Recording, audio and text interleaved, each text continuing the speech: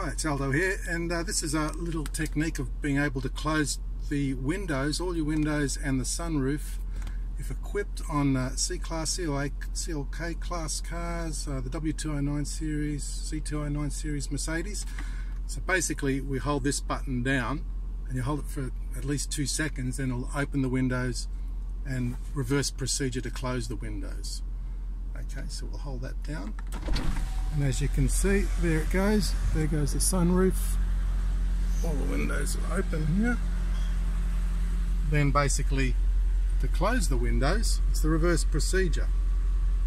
Mind you, the air conditioning, as far as I'm aware, needs to be on to do this, so, and the car engine's still running, so we'll try and close the windows. Hold that in. And there you go, the reverse is happening. Magic. Anyway, just a quick video on the instructions on the summer function on the Mercedes CLK model and C-Class models.